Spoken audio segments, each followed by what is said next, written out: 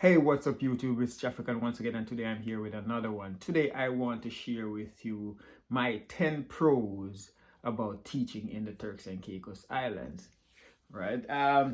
The first one that I want to talk about is the warm welcome that I got from, the staff of the school that I was teaching in.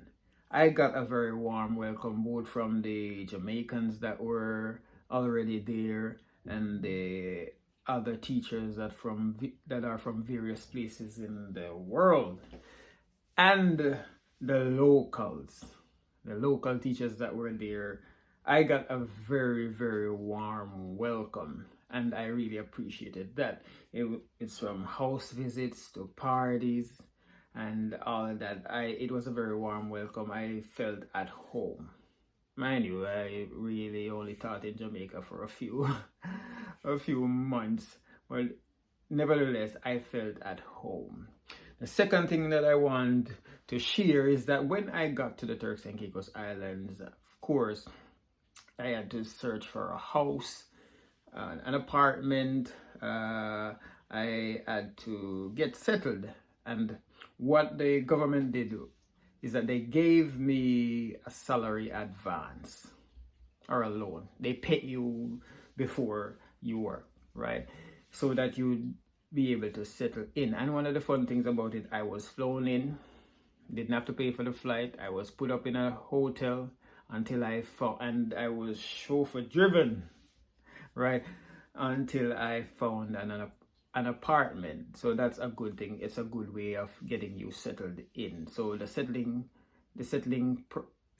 in process was very good, and that salary advance really did a lot.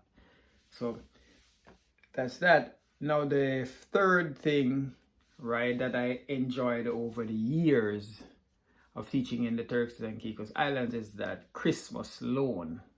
Right, during the Christmas season, the bank that you get paid through, the government will arrange that you get a Christmas loan, and which you will pay back at a very low interest rate, if any, right, over a long period of, not say a long period of time, but pay over the duration of the contract.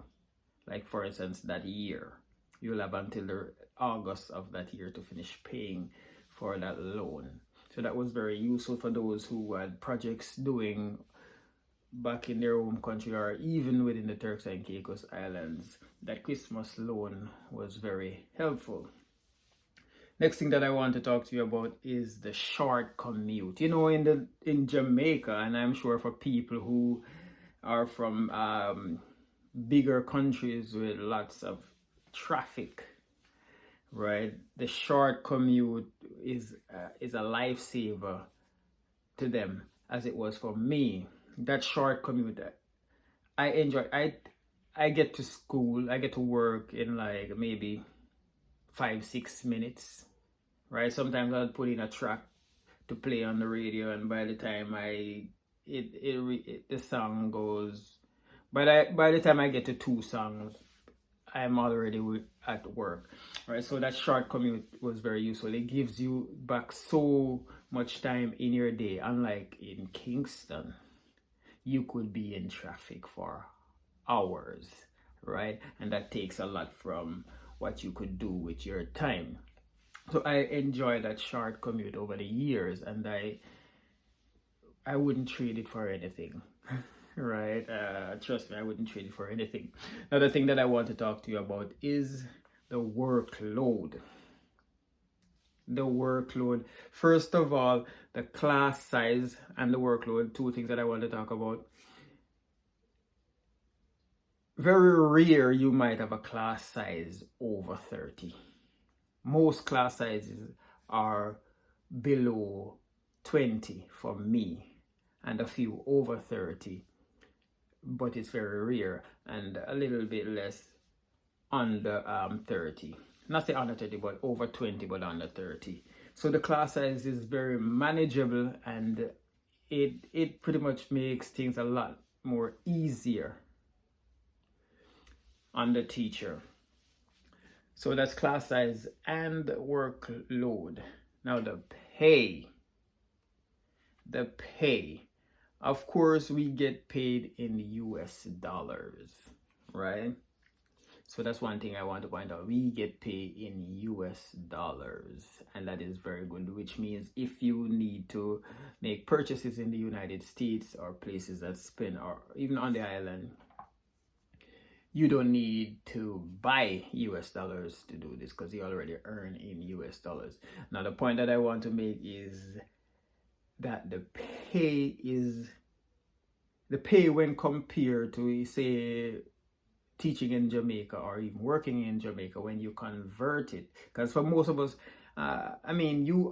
we are living in the Turks and Caicos Islands, and yes, you spend in the Turks and Caicos Islands, and a dollar is a dollar, but for most of us who are looking to own properties in Jamaica, or we have a property that we're developing, or we're building houses, or we have business taken care of in Jamaica, yes, we do have to convert it into Jamaican dollars, and then you'll see where we get like an equivalent of 400,000 Jamaican dollars with that, which puts us in a very good position, right?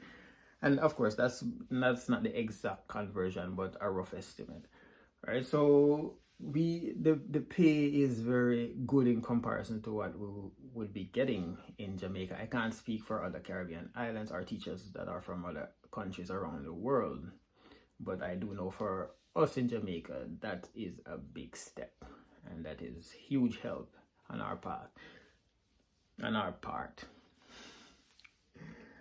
All right, the next thing that I want to talk to you about is the availability of resources. I know for a lot of teachers, their cry is the availability of resources, not having enough resources, too many students, not enough resources, workload, not enough resources. In the Turks and Caicos Islands, the government does its best and does a good job, at least from my perspective, in getting you the resources that you need to in order to get a job done or make it lighter on you. And getting the sponsorship. Sometimes I remember a few years ago, our HOD, got in contact with a resort, and the resort was kind enough to just deck out our electricity and construction lab, and they moved to other departments in the school, and they killed it. We got so much resources, right? And I'm really grateful for that. So with the government and hotels and private enterprises coming on board, resources are usually readily available. So that's a good thing. It makes the work lighter and that much more enjoying.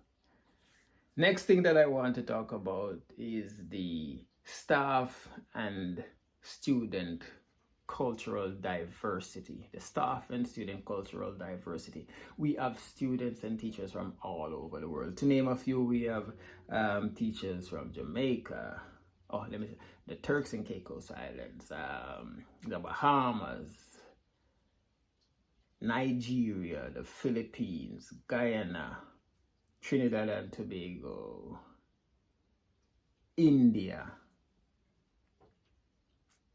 St. Kitts and Nevis, and I don't want the teachers to get mad at me because I know I'm forgetting some, and we have and for these countries that I'm naming, these are for teachers and students. So we have people from all over the world. Haiti, how could I forget, right? Teachers and students from Haiti in the Turks and Caicos Islands. And one of my subscribers reached out to me, and he, I believe, is coming from Kenya and will be joining the teaching family in the Turks and Caicos Islands soon. So, and that's it. Thumbs up to the Turks and Caicos Islands for searching or welcoming people from all over the world. That is very good, and I really appreciate that. So it gives you an opportunity to experience people from many different walks of life and background without traveling to their country. And of course, yes, you should travel to their country if you have an opportunity, but if not, this is a very good way to mix and mingle with people of all culture and background. So that wraps up the 10 pros that I wanted to talk to you about. And I have a bonus for you, the beaches. If you have not checked out the beaches in the Turks and Caicos Islands, just Google the beaches. Google, YouTube.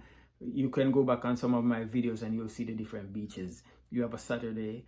And like I said, the commute is so short. You have so much time in the afternoon that you could just go home, drop off your stuff, pack your beach bag, go find, and the beach is free. You just walk up to maybe any resort or public beach and you can lay down on a beach chair, put your towel out, lay down and just relax and enjoy and decompress. It is a very peaceful environment and you will love it if you try.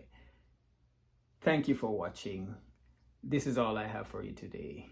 And as always, one love.